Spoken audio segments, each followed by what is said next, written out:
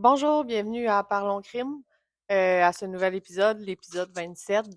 Aujourd'hui, je vais vous parler du cas de Maria Lacerda et de Tarsila de Mello. Sans plus attendre, on va commencer. Maria Eduarda Dourado Lacerda est née à Racifel le 10 mars 1987. Elle est la fille d'un homme d'affaires, puis à sa naissance, ses parents étaient déjà séparés, mais ils sont restés là en bons termes quand même. Maria était décrite comme extravertie, elle avait beaucoup d'amis, puis elle adorait voyager. Elle a grandi dans un milieu privilégié, puis sa famille était assez là, aisée monétairement. Les parents de Maria faisaient également beaucoup confiance à leur fille, puis lui laissaient une grande liberté. Elle pouvait être seule souvent, puis assister à des fêtes et à des événements sans obtenir la permission de ses parents dès l'âge de 13-14 ans. Là. Euh, Elle était autorisée à être seule puis assister à des événements seulement si elle tenait ses parents informés là, via son cellulaire qu'elle avait constamment sur elle. En 2001, âgée de 14 ans, elle a rencontré l'une de ses meilleures amies, Tarsila Guzmao Vieira de Melo, âgée elle aussi de 14 ans. Tarsila, elle est née le 25 mars 1987. Elle est également née à Recife comme Maria. Tarsila venait d'une famille de la classe moyenne, puis était la fille d'un homme d'affaires aussi, puis il était aussi administrateur d'entreprise. Ses parents y étaient également séparés, puis Tarsila vivait seulement avec sa mère. Contrairement à Maria, Tarsila était réputée pour être beaucoup plus réservée, elle était plus introvertie que Maria. Bien que les deux filles soient d'écoles différentes, leur amitié est restée forte, puis elles se voyaient régulièrement au centre d'achat ou à des concerts.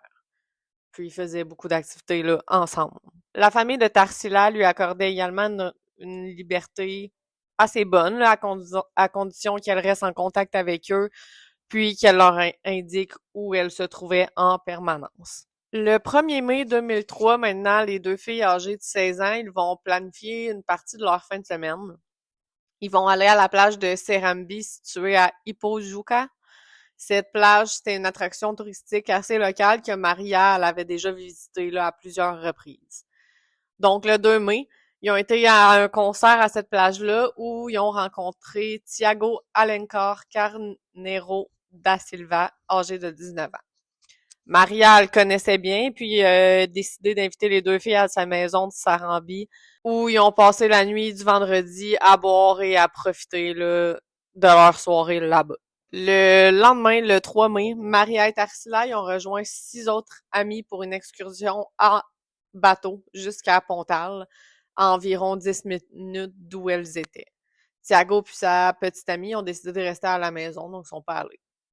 Après leur arrivée à Pontal, tout le monde a convenu de passer l'après-midi là-bas, puis de se retrouver à 16 heures pour remonter sur le bateau, puis rentrer chez eux. La journée passe, puis rendu à 16 heures, Maria et Tarsila y étaient pas arrivés encore, fait que les autres amis ont décidé d'attendre au cas où qu'elles seraient un petit peu en retard. Ils ont attendu assez longtemps avant de finalement décider de partir sans les filles parce que la marée ne leur aurait plus permis de comme retourner chez eux. À leur réveil le lendemain, le 4 mai, ils étaient assez alarmés de voir que les filles étaient pas dans les environs. Ils ont commencé à fouiller la plage, puis il y en a d'autres qui sont allés à Pontal pour les rechercher. Ils ont visité plusieurs établissements locaux, mais il y a aucun des habitants qui disait les avoir vus. Ils sont finalement retournés à Serambi où ils ont contacté les familles des filles ainsi que la police. Les policiers avaient un peu de doute. Leur première théorie, c'était que les deux adolescentes s'étaient enfuies avec leur petite amie vers un autre État, ce qui était pas si inhabituel que ça à cette époque-là dans cette région. La police s'est arrêtée devant la maison de vacances de Thiago, puis tous les amis présents à la fête qui ont été interrogés par les policiers. Selon les amis, les deux filles n'avaient pas de petite amie, donc il n'y avait aucune raison de fuir d'aller dans un autre état avec leur petite amie s'il n'y en avait pas un. Donc le fait d'entendre la même histoire de la part de tout le monde a fait vite changer d'avis la police, là, qui ont rapidement lancé une opération de recherche en fouillant les deux plages de Serambi, puis ils se sont rendus aussi à Portal comme les amis avaient fait. Leurs recherches n'ayant rien donné, la police envisageait désormais la possibilité que les amis avaient raison puis que les deux filles avaient probablement été kidnappées. Après tout, Maria était quand même issue d'une famille aisée, donc il aurait pu avoir été kidnappée pour rançon. La police a alors intensifié ses efforts pour retrouver les filles. Ils ont ratissé la région entre Porto de Galina et Serambi. Mais environ 24 heures plus tard, alors que les familles avaient reçu aucune demande de rançon, la police a vite écarté cette hypothèse-là. La police n'a pas baissé les bras puisque quand ils se sont rendus à Pontal puis qu'ils ont interrogé les habitants, ils ont eu plus de chances que les amis de Maria et Tarsila pour trouver des témoins. Ils ont pu retracer les derniers instants des filles avec quand même une certaine précision. Donc, après leur sortie de Pontal, les deux filles se sont séparées du groupe pour se promener sur la plage. Lors de leur promenade sur la plage, ils ont été photographiés par un surfeur là, qui passait. Cette photo-là va être la dernière photo prise des filles vivantes. Après cette photo-là, ils sont allés au bord de Marcao, un établissement là, en bord de mer. Puis ils ont ensuite enlevé leurs sandales, puis ils les ont déposées sur un banc de Pontal pour comme marquer l'endroit où elles retrouveraient leur ami pour leur retour, pour se souvenir que c'est là pour pas se perdre. Ils ont ensuite marché sur la plage de Maracaibo. Je sais pas si je dis les villes et tout correctement. Les noms, je suis pas trop sûre, mais je fais mon possible, je suis désolée. J'essaye vraiment, OK? Donc, ils ont marché ensuite sur la plage de Maracaibo avant de rencontrer un professeur de musique.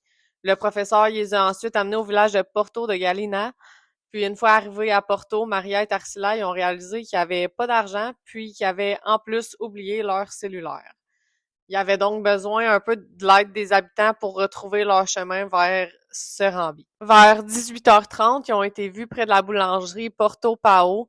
Ils essayaient d'utiliser un téléphone public pour passer un appel. Il y a une des deux filles, on ne sait pas laquelle, qui se tenait près du téléphone public en appelant.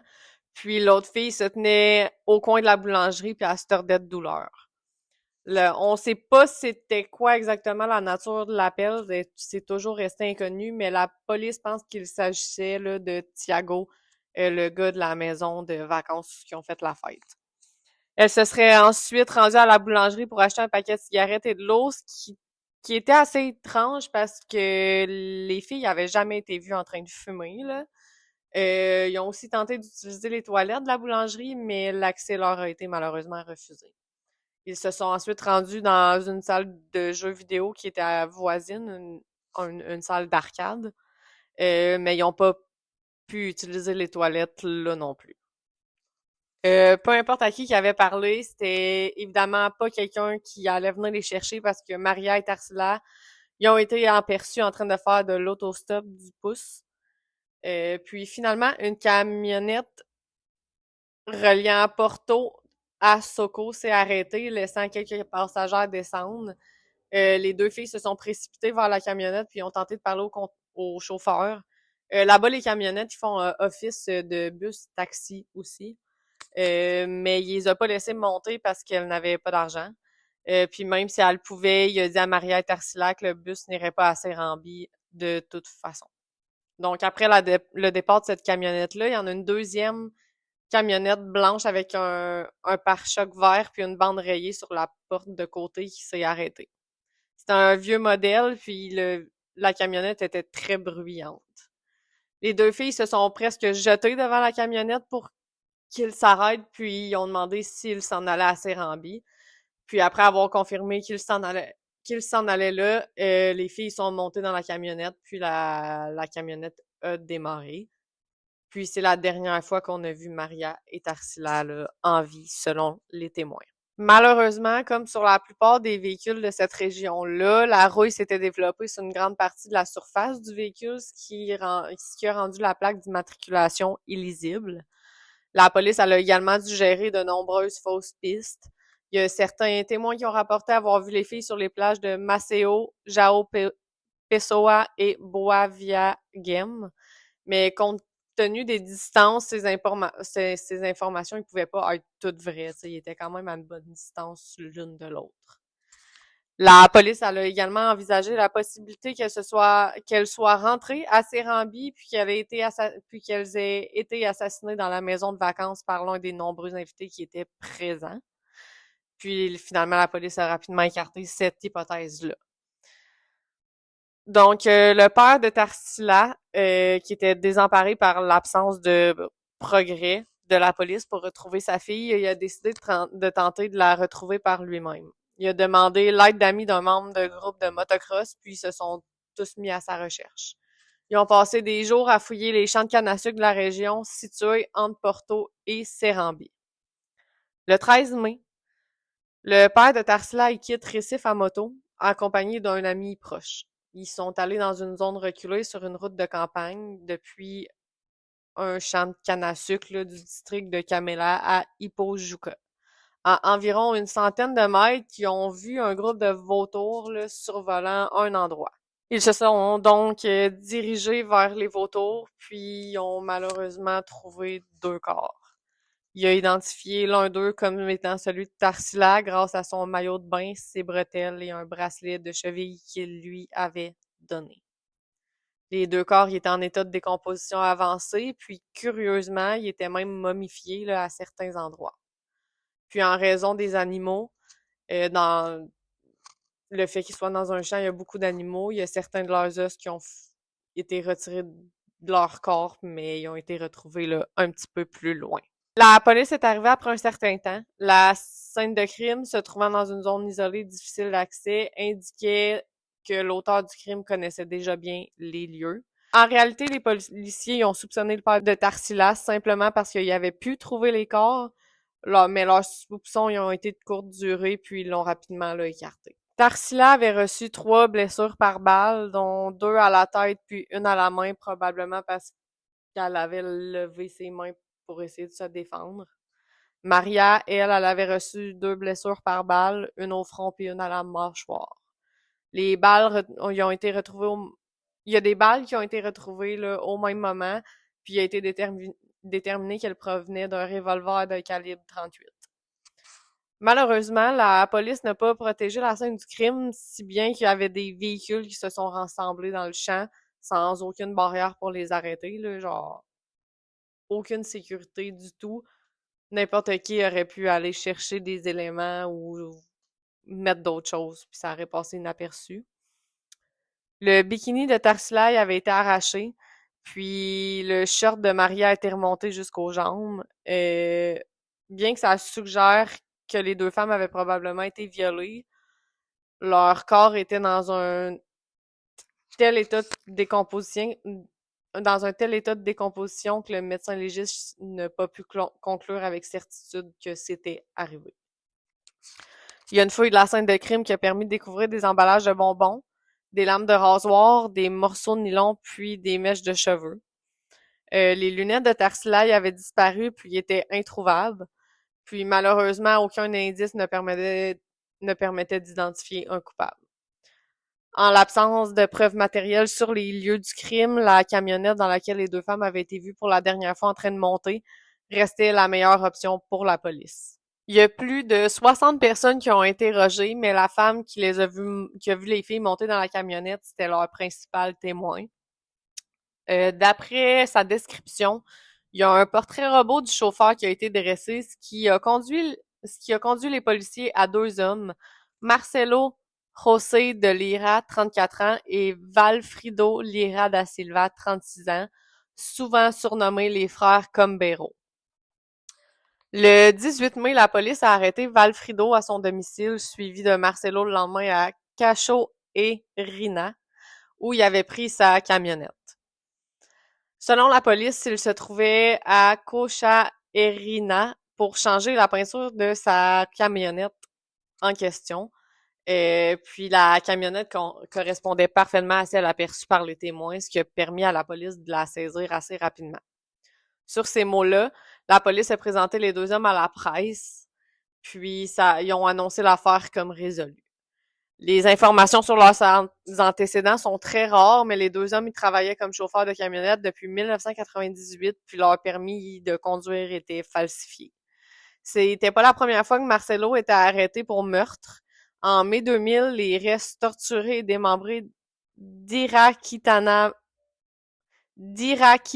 Maria da Silva, la petite amie du frère de Valfrido, ont été retrouvés dans un champ de canne à sucre.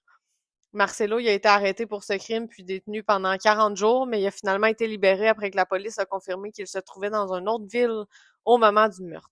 La fouille de la camionnette, elle a finalement été faite. À l'intérieur, la police elle a trouvé du fil de nylon et un rasoir qui correspondaient exactement à ceux retrouvés sur la scène de crime.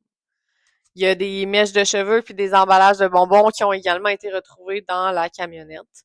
Puis la police elle a ensuite fouillé la voiture de la petite amie de Marcelo, puis ils ont découvert dans la voiture les lunettes de Tarsila. Donc leur culpabilité était désormais pratiquement indéniable, c'était pas mal sûr que c'était eux. Euh, Par contre, la police n'a trouvé aucune empreinte digitale ni trace d'ADN impliquant Valfrido ou Marcelo, bien que ça ait été attribué là, à l'état de décomposition avancé quand ils ont retrouvé les corps. La police elle a également trouvé aucune arme à feu en sa possession, mais il aurait pu facilement se débarrasser là, de l'arme utilisée. Il restait seulement à attendre le procès, mais avant qu'ils aient lieu, la police fédérale brésilienne a annoncé en décembre 2004 qu'elle reprenait l'enquête puis qu'elle en mènerait finalement une nouvelle. La police fédérale elle a été chargée d'enquêter sur d'autres suspects qui auraient pu être oubliés. Cela impliquait de réinterroger toutes les personnes présentes à la maison de vacances, tous les témoins à Porto de Galina et les familles des jeunes filles. L'enquête a conduit la police fédérale à José Veiran Melo, le père de Tarsila. Certains le soupçonnaient déjà parce qu'il avait découvert les corps, mais y avait-tu un mobile? Selon la police fédérale, la réponse était que oui. Les analyses ADN effectuées sur les corps y ont révélé un résultat particulièrement choquant. L'ADN de Tarsila ne correspondait pas à celui de son père Rosé, ce qui signifiait qu'il n'était finalement pas le père biologique de Tarsila. Donc, grâce à ces analyses-là, ils ont obtenu un mandat de perquisition au domicile de Rosé. Puis, lors de la perquisition, ils ont découvert une arme à feu que Rosé n'avait pas enregistrée. Il a donc été immédiatement arrêté pour possession illégale d'armes à feu. L'arme elle a été soumise à des analyses balistiques au cas où il s'agirait de l'arme du crime qu'il n'avait jamais trouvée. Les résultats se sont révélés négatifs. Il y avait donc rien de concret sur José. Puis, après sa libération, José a payé 11 000 réaux brésiliens pour un deuxième test d'ADN qui a finalement révélé que les résultats du premier test étaient erronés et que José était finalement bien le père biologique de Tarsila. Le corps de Tarsila a également été réexhumé pour un autre test qui a confirmé le second. Rosé était finalement son vrai père. Le premier test a clairement été réalisé de façon incorrecte, mais ça a été présenté comme un fait véritable, ce qui a conduit les médias puis le public à spéculer ouvertement sur sa responsabilité dans le meurtre de sa fille, puis à considérer les frères comme Béraud comme des simples boucs émissaires. Là. Par la suite, Rosé a intenté une action en justice pour dommages moraux et matériels contre les gouvernements des États de Pernambouc et de Sao Paulo, suite aux tests ADN erronés. Là, ça a clairement gâché sa vie. Là. Le monde croit que c'est lui quand c'est clairement pas lui. Là. Puis le 16 juin 2005, après 6 mois d'enquête, la police fédérale elle a classé l'affaire, puis elle a publié ses conclusions. Elle a conclu que Marcelo et Valfrido étaient les meurtriers et que personne d'autre n'était impliqué. L'implication de la police fédérale dans cette affaire a ainsi pris fin. Si Rosa a peut-être été accusée à tort, l'idée que Marcelo et Valfrido étaient des boucs émissaires a persisté. Puis l'une des principales voix de ceux qui y croyaient était la mère de Maria, qui a déclaré publiquement à plusieurs reprises qu'elle les croyait innocents. Malgré tout ce qui a été retrouvé dans la camionnette, le fait qu'il ait retrouvé la camionnette, les lunettes de Tarsila dans la voiture de la copine de Marcelo, je trouve ça horrible que sa propre mère les défende, genre. En tout cas, on est tous différents, là. Donc, le procès va avoir duré en tout 7 ans. Le procès il a été retardé par d'autres retards. L'accusation tentait de déplacer le procès à Recife parce qu'ils pensaient que Marcelo et Valfrido allaient exercer des pressions puis allaient intimider le jury. Le juge président il a rejeté cette demande-là, puis le 30 août 2010, les frères Combero ils ont été conduits au tribunal d'Ipojuca pour enfin commencer leur procès. Il y a de nombreux témoins qui ont assisté au procès, la plupart étant convaincus de l'innocence des frères, à tel point que les proches de Maria et Tarsila ont été hués dans la salle, même si la mère de Maria a partagé leur avis et répété en audience publique qu'elle pensait que les deux accusés n'avaient pas assassiné sa fille. Sans commentaire. Les proches puis les sympathisants des deux accusés ont également organisé des manifestations devant le tribunal. Donc, tout d'abord, la crédibilité du principal témoin ayant identifié les frères Combero a été mis en doute. Il a été avancé que, compte tenu des conditions d'éclairage et de la distance à laquelle elle se trouvait, il n'y avait aucun moyen qu'elle ait pu identifier précisément Marcelo et Valfrido comme étant les conducteurs de la camionnette. Il lui aurait été totalement impossible de fournir à la police une quelconque identification formelle si elle se trouvait réellement à l'endroit qu'elle avait indiqué. Plusieurs policiers ont également été appelés, puis après avoir prêté serment, ils ont déclaré au tribunal qu'ils ne pouvaient pas identifier le conducteur de la camionnette au moment où la femme le dit. Lorsqu'on a fait remarquer ça au témoin principal, elle a finalement changé sa version des faits. Ce témoin-là, c'était la seule raison pour laquelle la police avait soupçonné les frères Combero au départ. Puis maintenant, elle affirmait au tribunal puis au jury qu'elle ne les avait finalement même pas vus. À la fin de l'audience, le procureur se serait présenté au domicile du témoin fortement ivre et vêtu seulement d'un débardeur et d'un short, puis il aurait tenté de la contraindre à modifier son témoignage sous peine d'être accusé de parjure. L'avocat de Marcelo et Valfrido était procureur adjoint dans cette affaire-là avant de se ranger de leur côté. Ça a alimenté encore plus de rumeurs et de spéculations sur leur possible innocence, puis la défense allait bientôt se mettre au travail pour semer le doute sur toutes les preuves matérielles qui avaient été présentées. Les mèches de cheveux retrouvées dans leur camionnette n'ont jamais fait l'objet de tests d'ADN ni d'aucun autre examen pour déterminer si elles appartenaient à Maria ou à Tarsila. Il a été souligné qu'elle aurait pu appartenir à n'importe qui puis être tombée naturellement étant donné que la camionnette était utilisée pour les transports en commun puis que de nombreuses personnes étaient embarquées dedans. Là. Étrangement, il n'existe aucune photo de la scène de crime en tant que telle qui montre les objets qu'ils ont trouvés, ni aucun document qui indique où ils ont été retrouvés dans le chat de canne à sucre exactement. Les seules photos officielles qui montrent les objets en tant que tels, c'est quand ils étaient tous disposés sur une table, loin de la scène de crime, après les faits. C'est une situation qui a semblé très suspecte à beaucoup, puis même si la police avait effectivement retrouvé ces objets dans le champ de canne à sucre, comme mentionné précédemment, il n'avait pas bouclé la scène du crime. Il aurait donc pu être abandonné par de nombreux civils venus inspecter les lieux. Là. En ce qui concerne la scène de crime, la version des faits avancée par la police et le procureur n'est pas debout. D'après l'angle des tirs et la quantité de sang retrouvée sur les lieux, Maria était morte avant même que les balles ne soient tirées, puis elle était probablement allongée au sol pendant que le tireur tirait vers le bas. Le 1er septembre, un événement inattendu s'est produit pendant le procès, le retardant encore davantage. Il y a 3 jurés qui ont tous souffert simultanément de tensions artérielles, ce qui a nécessité leur expulsion du tribunal pour recevoir des soins médicaux. Ce qui est assez étrange quand même, là, 3 en même temps, au même moment. Étrange. Le 4 septembre 2010, le jury a finalement rendu son verdict. À 4 voix contre 3. Ils ont acquitté Marcelo José de Lira et Valfrido Lira da Silva des meurtres de Maria Eduarda Dourado Lacerda et Tarsila Gusmão Vieira de Melo. Au Brésil, les verdicts des jurés étant majoritaires et non unanimes, les 2 accusés ont été libérés et déclarés non coupables, malheureusement. Après l'annonce du verdict, il y a un juré qui a crié aux 2 accusés, et je cite, « Je vous avais bien dit que tout irait bien. » Ils ont également été vus en train de célébrer avec eux après la fin du procès. Puis ce jury-là n'était pas le seul. Il y en avait sûrement les 4 qui les ont rendus non coupables. Après l'annonce du verdict, la salle d'audience a éclaté en célébration et en applaudissements. Doutant de l'impartialité du jury, le parquet puis la famille de Tarsila ont interjeté l'appel devant la cour de justice de Pernambouc, tandis que la famille de Maria n'a pas interjeté l'appel.